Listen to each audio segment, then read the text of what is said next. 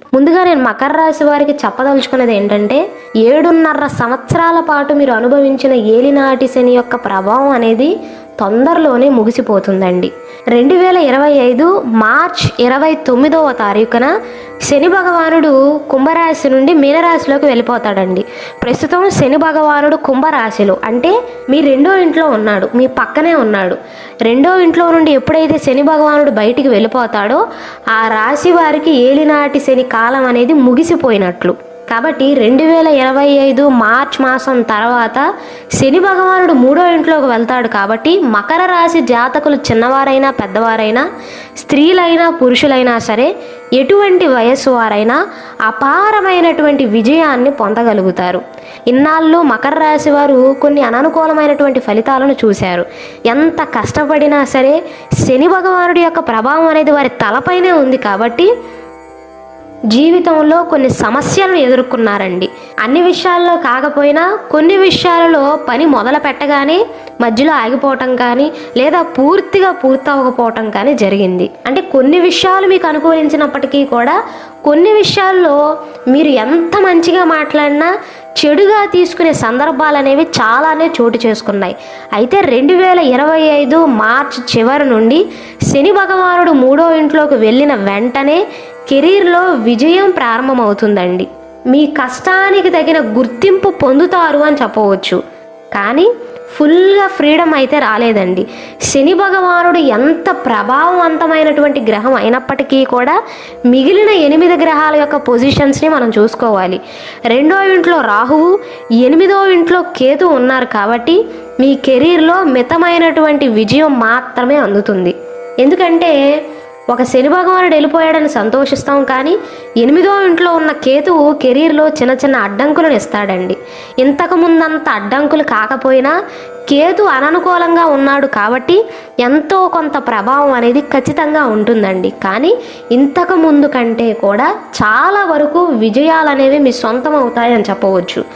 వ్యాపార పరంగా చూసుకున్నట్లయితే 2025 మార్చ్ మాసం తర్వాత, మార్చ్ మాసం చివరి నుండి అభివృద్ధి అనేది ప్రారంభమవుతుందండి. వ్యాపారంలో మకర రాశి వారు బలమైనటువంటి పట్టును సాధిస్తారు. కంట్రోల్ అంతా కూడా మీ చేతిలోనే ఉంటుందండి. ఒక రకంగా చెప్పాలి అంటే మకర రాశి వారు పండగ చేసుకోవచ్చు. 7.5 సంవత్సరాల పాటు మీరు పడిన కష్టం నుండి విముక్తిని పొందుతారండి. 2025 జూలై 13వ తారీఖు నుండి 2025 నవంబర్ 28వ తారీఖు వరకు, అంటే ఈ మధ్య కాలంలో శని భగవానుడు మీనరాశిలో తిరోగమన సంచారం చేస్తాడండి. అంటే రెట్రోగ్రేడ్ ట్రాన్సిషన్ చేస్తాడు.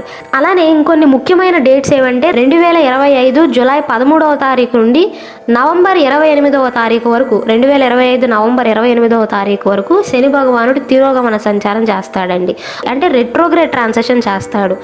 మకర రాశి వారు మార్చ్ మాసం తర్వాత నుండి ఎంత ఎదుగుదల, ఎంత పురోగతిని అయితే చూస్తారో జూలై 13 నుండి నవంబర్ 28వ తారీఖు వరకు అంత మంచి ఫలితాలు అయితే ఉండవండి. యావరేజ్ కాలంగా చెప్పవచ్చు. వచ్చే సంవత్సరంలో 2025లో మకర రాశి వారికి అదృష్టకాలం అంటే మార్చ్ 29వ తారీఖు నుండి జూలై 13వ తారీఖు ముందు వరకు అని చెప్పవచ్చు. ఈ మధ్య సమయంలో విజయ పదంలో అడుగులు వేస్తారండి. ఆర్థిక పరంగా చూసుకున్నట్లయితే 2025 మార్చ్ మాసం తర్వాత నుండి శని భగవానుడు 3వ ఇంట్లోకి ప్రవేశించినప్పటి నుండి ఆర్థిక విషయాల్లో కాస్త సౌకర్యవంతంగా ఉంటారు. ఖర్చులు అనేవి తగ్గుతాయండి. రాబడి ఉంటుంది, దాచుకోగలుగుతారు కూడా. కాకపోతే 2025 జనవరి ఫిబ్రవరి అండి, ఈ 2 మాసాలలో నష్టాన్ని నివారించడానికి అధిక ఖర్చులను చేయకుండా జాగ్రత్తలు తీసుకోవాలి. స్టార్టింగ్లోని 2 మాసాలలో, జనవరి ఫిబ్రవరి మాసాలలో ఎక్కువగా ఖర్చులు చేసే అవకాశాలు ఉన్నాయి. దుబారా చేసే అవకాశాలు ఉన్నాయి. 2వ ఇంట్లో రాహువు, 8వ ఇంట్లో కేతు ఉండటం వల్ల డబ్బును సంపాదించే అవకాశాలు అనేవి మెండుగా ఉంటాయి. అలాగే సంపాదించే క్రమంలో చిన్న చిన్న అడ్డంకులు ఎదురవుతాయండి కేతు వల్ల. కానీ 7.5 సంవత్సరాలు మీరు ఏలినాటి శని యొక్క ప్రభావాన్ని అనుభవించి ఉన్నారు కాబట్టి అవేమి మీకు పెద్ద లెక్క కాదండి. కాబట్టి ఈ అనుకూలమైనటువంటి సమయంలో మీకేమైనా అడ్డంకులు ఎదురైనట్లయితే రాహుకేతువులకు సంబంధించిన పరిహారాలను పాటించడం మంచిదండి. అలానే దేవగురువు అయినటువంటి బృహస్పతి మే మాసం వరకు 5వ ఇంట్లో ఉంటాడండి. కాబట్టి మీ ఆర్థిక పరిస్థితి అనేది చాలా బాగుంటుంది. 2025 మే మాసం నుండి బృహస్పతి 6వ ఇంట్లోకి వెళ్తాడండి. 5వ ఇంట్లో నుండి 6వ ఇంట్లోకి వెళ్తాడు. కాబట్టి పూర్తిగా అననుకూలం కాదు, కానీ డబ్బు కొంచెం ఎక్కువగా ఖర్చు అవుతుందండి. ఇంట్లో ఫంక్షన్లు చేయాల్సి రావటం కానీ, లేదా ఇంట్లో శుభకార్యాలు జరగటం కానీ దానికి ఖర్చు చేయవలసి రావటం కానీ, పిల్లల చదువు కోసం ఖర్చు చేయాల్సి రావటం కానీ, లేదా మీ హయ్యర్ స్టడీస్ కోసం ఖర్చు చేయవలసి రావటం కానీ జరుగుతుందండి.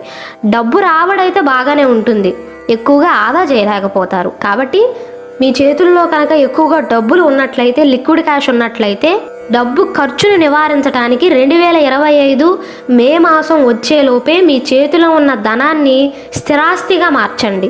ఆ సమయానికి చేతిలో ఎక్కువగా డబ్బులు ఉంచుకోవద్దు. ఆరోగ్యపరంగా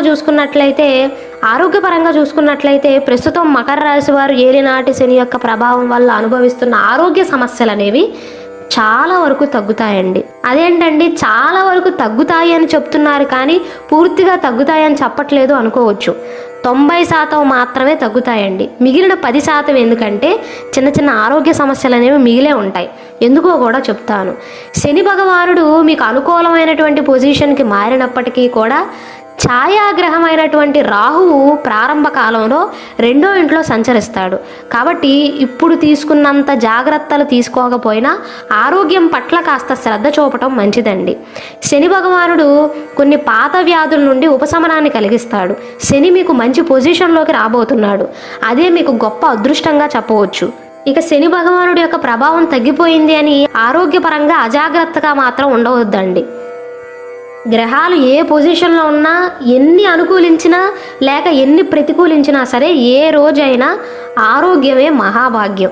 ఇప్పుడు ప్రస్తుతం శని భగవానుడు కూడా 3వ ఇంట్లోకి వెళ్ళిపోతున్నాడు. కాబట్టి పాత వ్యాధులు అనేవి చాలా వరకు నయమవుతాయండి.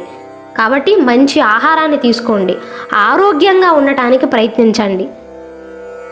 2025 సెప్టెంబర్ మధ్యకాలం నుండి నవంబర్ మాసం పూర్తయ్యేంత వరకు కూడా మీ 12వ ఇంటికి అధిపతి 7వ ఇంటిని చూస్తాడండి. కాబట్టి ఈ మధ్య సమయంలో కడుపుకి సంబంధించిన సమస్యలు వచ్చే అవకాశాలు ఉన్నాయి. మగవారికైతే అపెండిసైటిస్ రావటం కానీ, అలాగే ఎవరికైతే కడుపులో అల్సర్లు ఉన్నాయో, కడుపులో పుండ్లు ఉన్నాయో వారు జాగ్రత్తలు తీసుకోక తప్పదండి.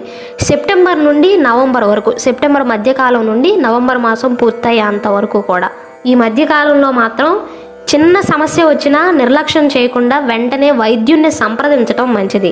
2025 జులై మాసం వరకు ఉన్న సమయం అనేది ఆరోగ్యపరంగా మకర రాశి వారికి చాలా బాగుంటుందండి.